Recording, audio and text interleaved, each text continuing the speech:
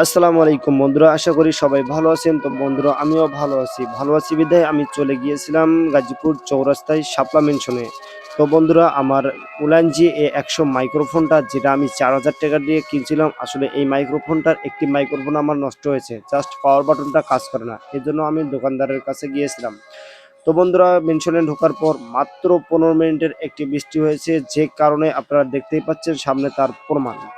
তো বন্ধুরা, গাজীপুর চৌরাস্তার কথাটা একটু বলি। ওইখানে প্রায় ১ কোমর পরিমাণ পানি হয়েছে মাত্র ১৫ মিনিটের বৃষ্টির কারণে। আর আমি যে রাস্তা দিয়ে আসতেছি, আসলে এই রাস্তাটা হচ্ছে আমার বাসাতে আসার একটি রাস্তা, অর্থাৎ বাইপাস একটি রাস্তা।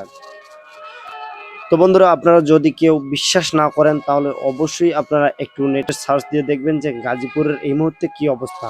এখনো বৃষ্টি পড়তেছে এবং রাতেও বৃষ্টি পড়তে। তো বন্ধুরা, গাজীপুর বাইপাস থেকে গাজীপুর চৌরাস্তার ড্রেনের সমস্ত ম্যানহোলগুলো খোলা। তো এখানে বিপদের সম্ভাবনা 100%।